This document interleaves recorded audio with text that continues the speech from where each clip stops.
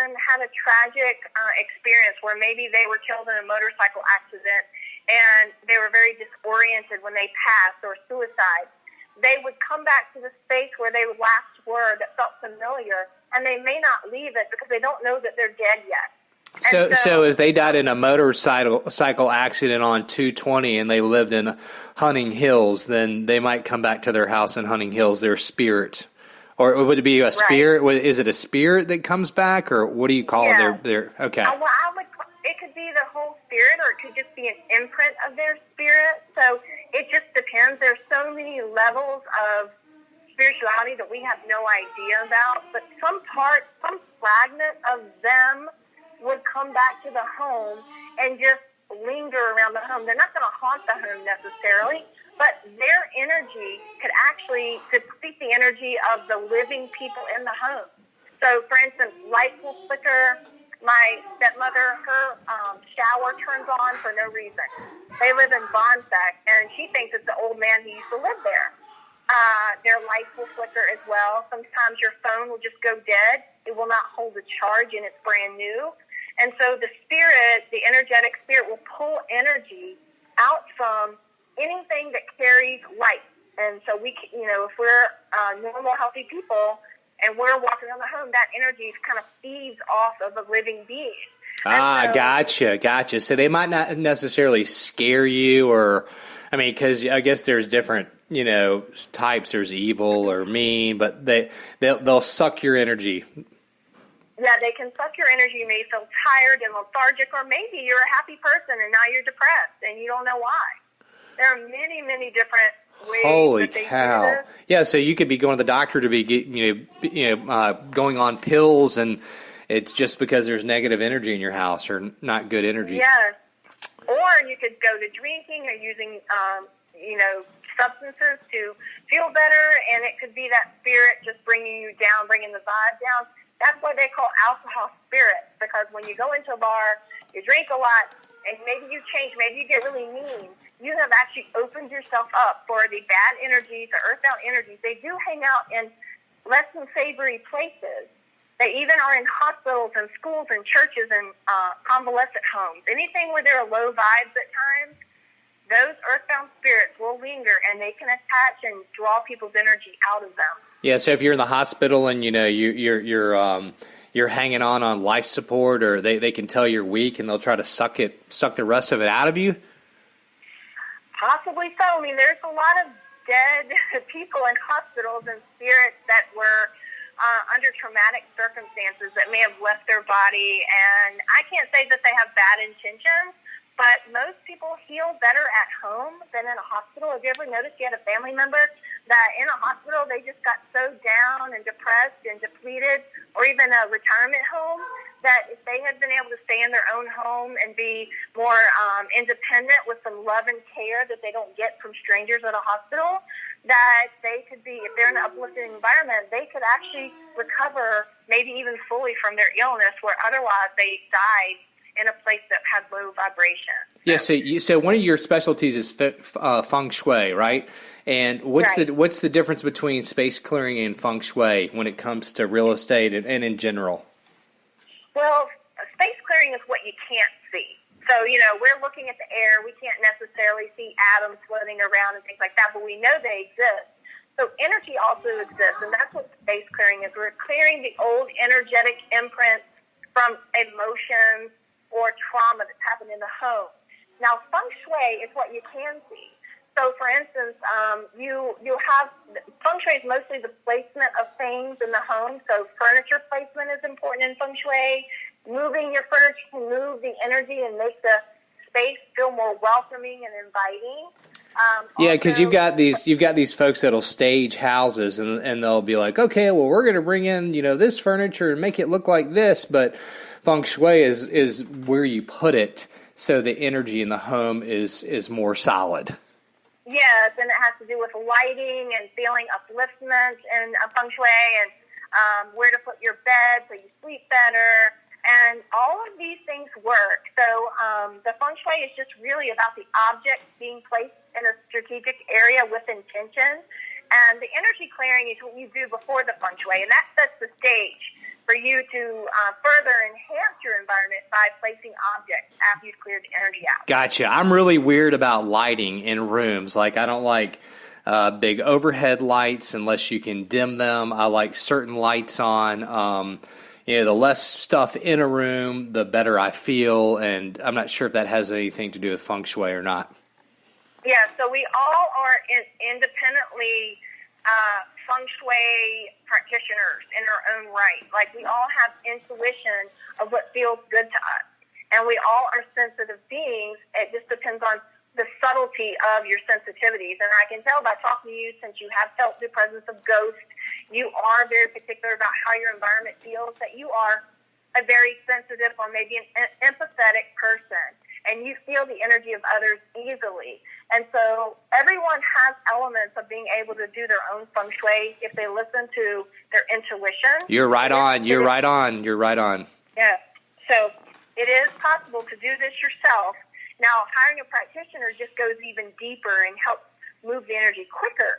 But, before I was even certified, I was doing this myself and for friends, and they felt the changes so greatly that's what made me go get my certification, because I was already helping people and doing this before I was even certified. Yeah, I remember there was a house that I sold, and I went in and I Feng Shui'd it, the way I thought it would look, and cleared everything out of the room that I felt unnecessary before the pictures, and just the energy felt better. The house just felt better. I get what you're throwing down, and I love the vibrations. And it makes me think of the drink Sunkist, good vibrations. But yeah.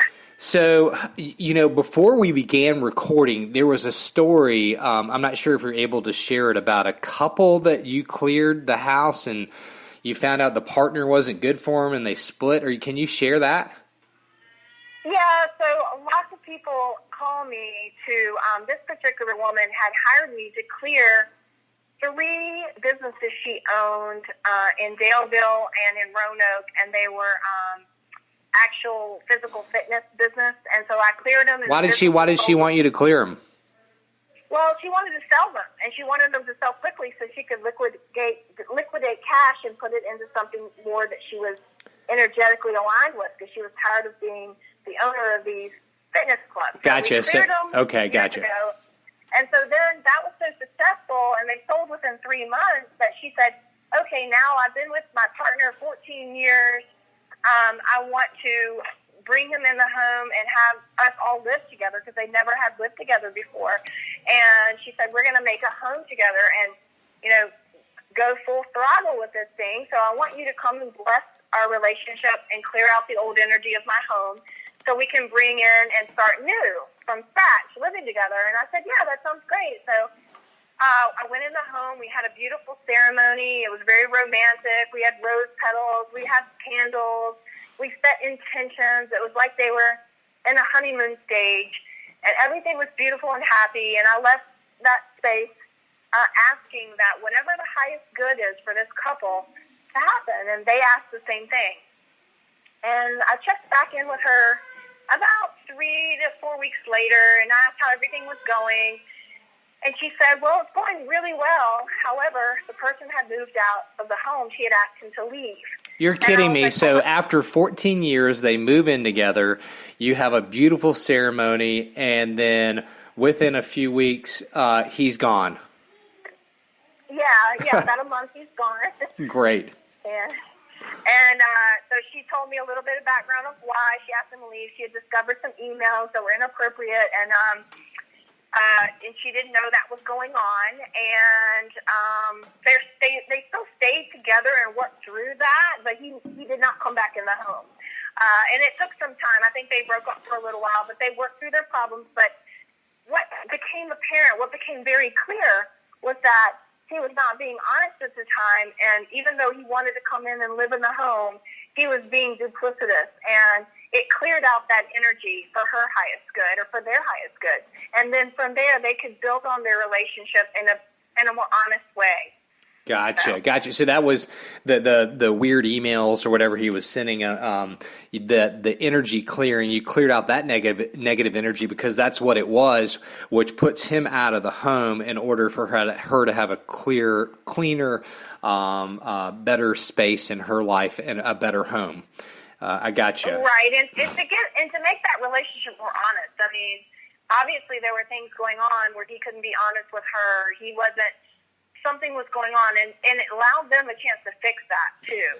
And they did stay together, but they're totally broken up now. But they stayed together for a number of years after that. So the relationship did get a really good cleaning.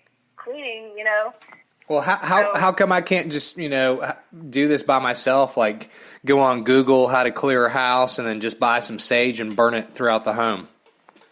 Now people can, and I don't say that that's a wrong thing to do. I do teach classes on this, of how to do self-clearing. I just did a Feng Shui class for Play Roanoke in March before the COVID happened. I'm going to do more classes coming up. I've done classes at yoga centers, do-it-yourself space clearing. So you can buy sage, you can get a drum, you can get a singing bowl, because you can clear a space with smoke, sound. You can even, I make my own Feng Shui sprays or mist. You can mist around the house that contain like water from spring water, a little bit of holy water from church, and some crystals and some essential oils. You can do this yourself, because if you believe you can do something and you put that intention and the energy behind it, you can absolutely clear space yourself. I did it before I was formally trained. However, there are people that don't quite know the ins and outs of certain aspects of clearing that could really help move the energy quicker, and that's what they usually call me for. Maybe they've tried this themselves, they've seen a little bit of the results they want, but they just need something a little more powerful, some techniques that I've used by going through a certification class, because I make my clearing specific to that person's needs. It's not just a generic clearing. Yeah. It's very specialized. So, but yes, someone could do this. They can Google it. If they, have the intention to move the energy and they're good at that already, they can absolutely do this themselves. How often should you do it? I mean, if you come in and clear the house, and November 2021, when should we do it again? Well, I suggest for regular maintenance about once a year. However, if something happens in your life, so you have someone that has fallen ill in the home, a divorce, even someone who's broken in the home. I'll tell you a story. When I lived in Winston-Salem, North Carolina, I bought a home, and it was a lovely home near Old Salem, if you know anything about that area. And 1 month after we purchased the home, we had a break-in. And I came home from work. The dog was looking out the window and looked traumatized, panting. I just got a feeling something wasn't right. I told myself, if the doorknob turns, that means something's wrong. I went up to turn the doorknob because I usually lock it before I leave, and I know I locked it that day. I saw broken glass. I turned the doorknob. I went inside. I saw a bloody handprint on the wall, called 911. It was a break-in. And after that, the house just didn't feel good. Like for at least a year, I felt uncomfortable. I felt not peaceful in the environment. There was stagnant energy of the people that had been in there. And so if something like that happens in a home, you would definitely need to clear it right away. And back then, I did not know what I know now. It really would have helped me. Eventually, the energy cleared itself, but it took a long time. And if they'd known what I know now, or if I'd have known that, I would have cleared it right away and then moved on. So you would want to do an energy clearing after something like that happens, or if you have ongoing issues with arguing with your spouse, you might want to clear the energy every 3 months. But typically, it's a 1 year thing. Gotcha. Okay.